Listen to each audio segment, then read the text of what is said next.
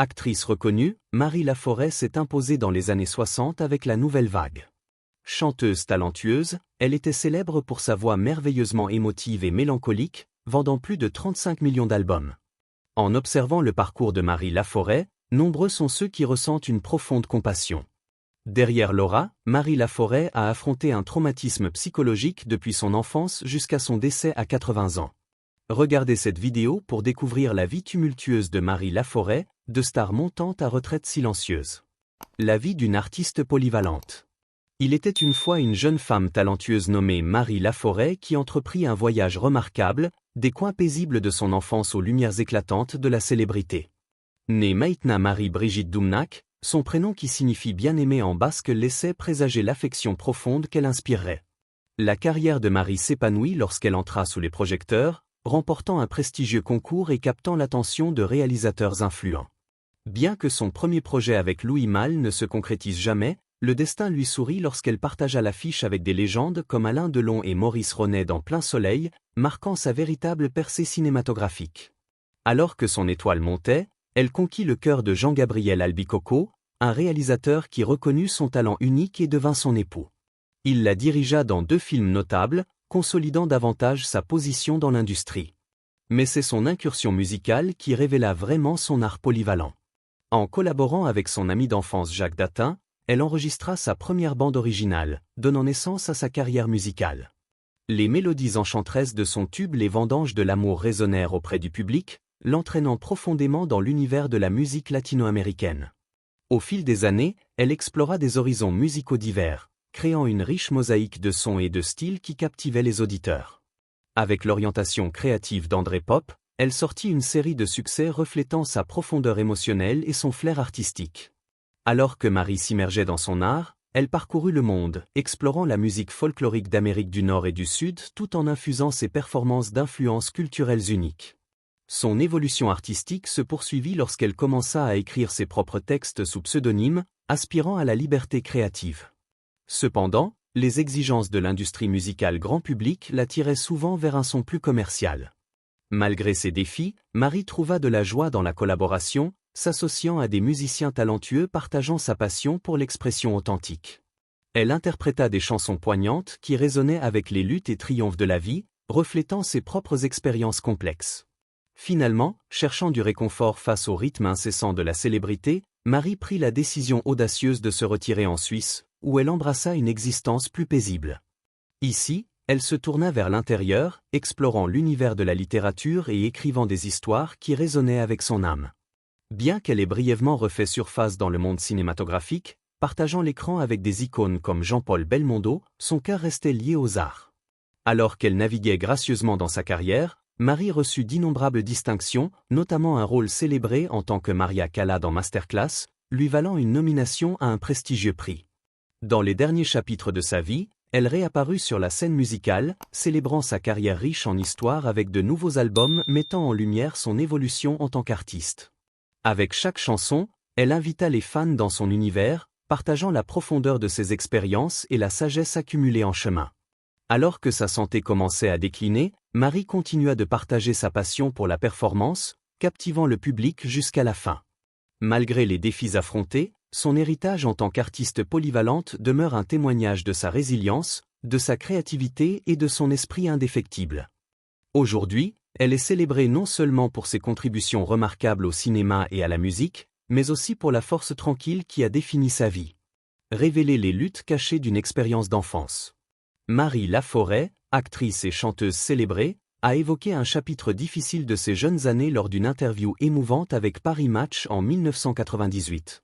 À seulement 3 ans, elle fut confrontée à un incident traumatique qui résonnerait tout au long de sa vie. Toute ma vie a été façonnée par cette expérience, une peur persistante en moi, puis un jour le souvenir est revenu, m'envahissant comme une vague, se souvient-elle. Dans cette conversation émouvante, elle discuta de la façon dont cette expérience précoce influença ses relations et ses choix de carrière. Si ce moment n'avait pas eu lieu, je ne serais peut-être jamais entrée dans la lumière publique, ce qui contraste avec ma personnalité naturellement timide. Mon métier est devenu mon exutoire. Elle partagea son expérience avec sa mère, mais la réaction fut inattendue. Elle semblait le minimiser, pensant que j'avais mal compris, réfléchit Marie. Le destin de l'homme resta inconnu pour elle, mais elle exprima son indifférence. Je l'ai depuis longtemps oublié, probablement parce qu'il n'est plus en vie. En repensant à son enfance, Marie nota. C'est une violation de l'innocence d'un enfant. Au départ, je pensais que c'était de l'attention amicale, me sentant fière jusqu'à ce que je réalise la vérité. J'ai crié, mais il m'a réduite au silence. Cette expérience influença ses choix et ses relations. J'étais souvent attiré par des personnes aux personnalités contrastées, charmantes en surface mais cachant quelque chose de plus sombre. Malgré ses luttes, elle trouva du réconfort dans la musique et le théâtre, se produisant souvent dans différentes langues.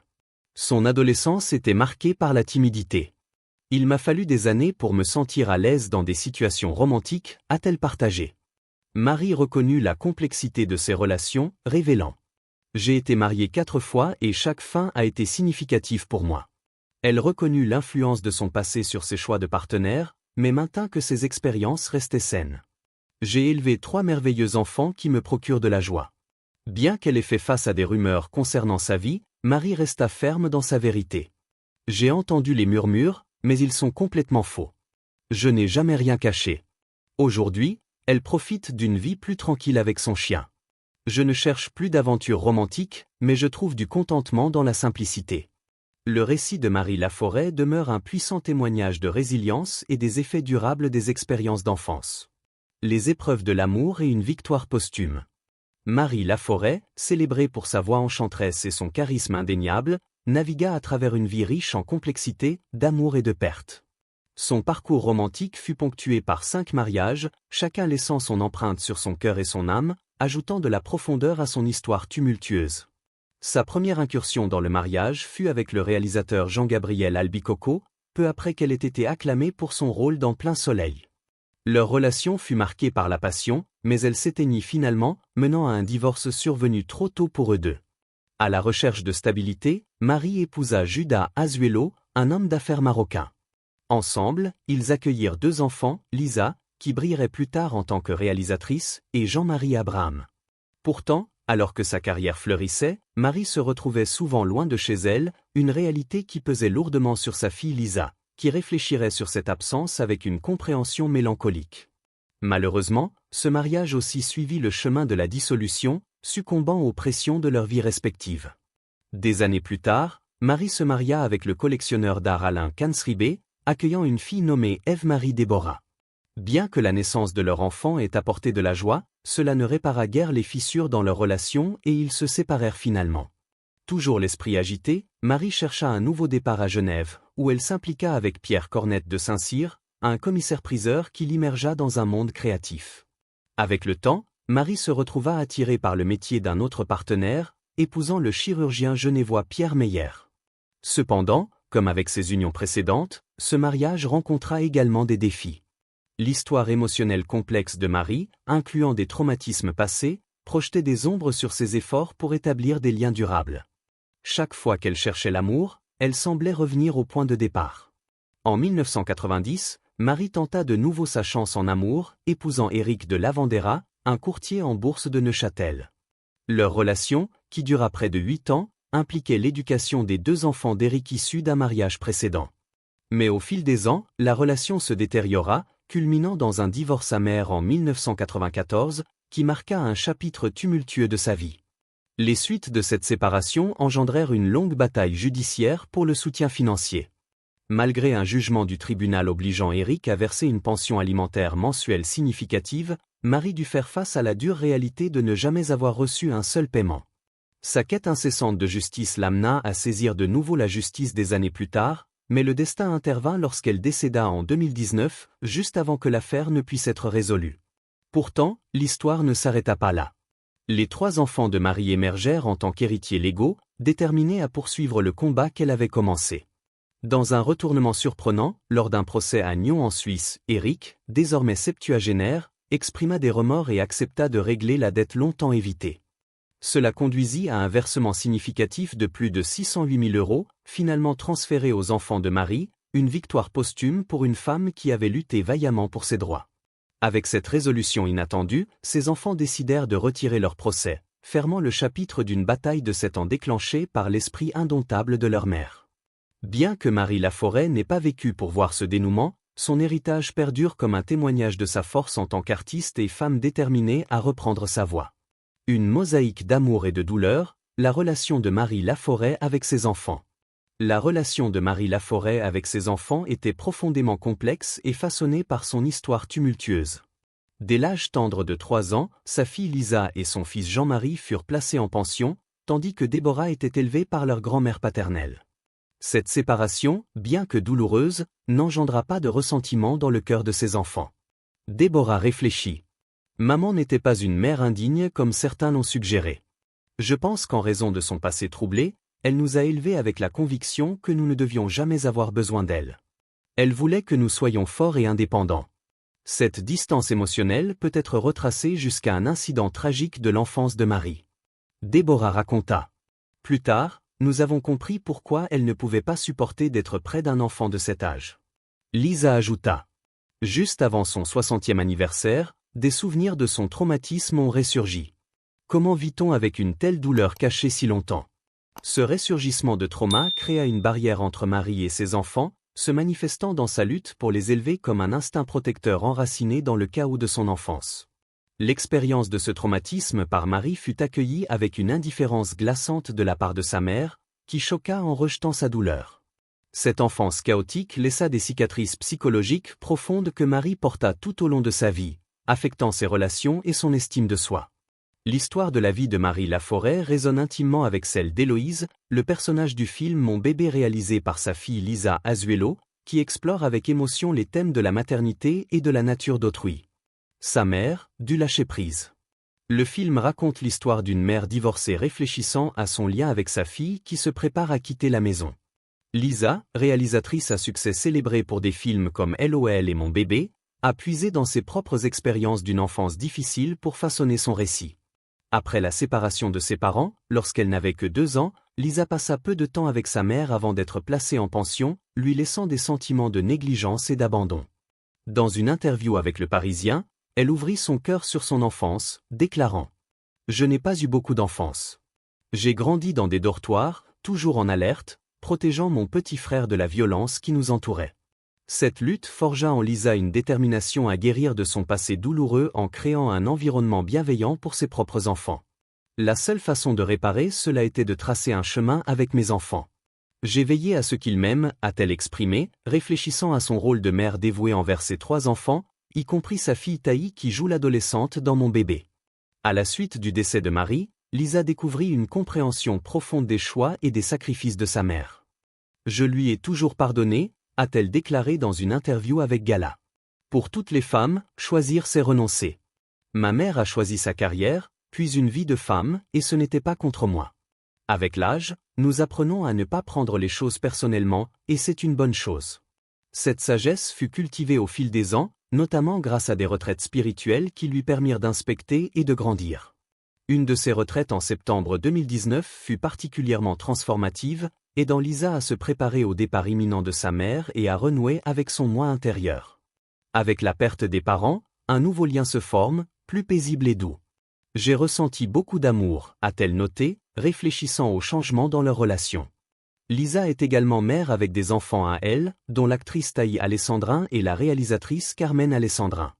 Elle chérit un bracelet offert par Marie juste avant son décès, symbole de leur lien durable et des complexités de l'amour qui transcendent les défis qu'elles ont affrontés. En réfléchissant à la vie de sa mère, Lisa Azuelo a embrassé son parcours de guérison, reconnaissant que malgré les obstacles, l'amour et le pardon pouvaient ouvrir la voie à un avenir meilleur. L'héritage de Marie Laforêt en tant qu'artiste talentueuse et femme aux multiples facettes continue d'inspirer et de résonner profondément chez ceux qui chérissent sa mémoire. Son histoire sert de rappel des complexités de la maternité et de la force durable trouvée dans la vulnérabilité et la résilience. Révéler la vérité, Déborah Cansribé partage des aperçus sur les derniers jours de Marie Laforêt. En 2020, presque un an après le décès de Marie Laforêt, les véritables raisons de sa mort furent enfin révélées. Sa deuxième fille, Déborah Cansribé, 46 ans, rompit le silence dans les pages de Gala. Dans cette interview, elle assura que sa mère était très sereine face à la mort. La raison en est qu'elle était devenue très religieuse et de plus en plus impliquée dans sa communauté paroissiale.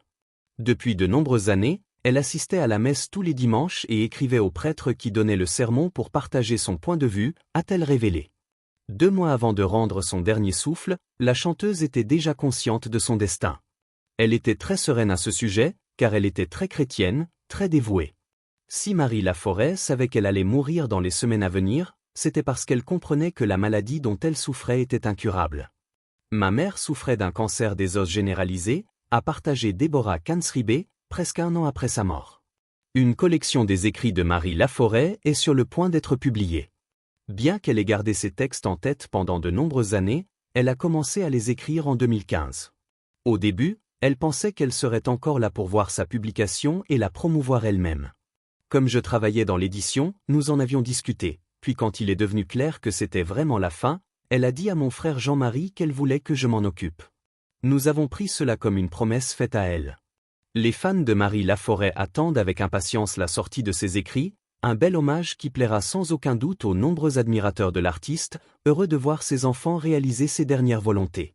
En réfléchissant à la vie de Marie Laforêt, il est clair que son art et sa résilience ont laissé une empreinte indélébile sur le monde. Sa musique envoûtante et ses rôles marquants au cinéma ont créé un héritage de beauté et d'inspiration. Bien que son parcours se soit terminé tragiquement, son amour et ses souvenirs vivent à travers ses enfants et les vies qu'elle a touchées. Merci de vous joindre à nous pour honorer la vie extraordinaire de Marie. Si vous avez apprécié cette vidéo, veuillez aimer, partager et vous abonner à Vie de l'Ombre pour d'autres histoires célébrant des vies remarquables. D'ici là, chérissez la beauté de l'art et de ses histoires.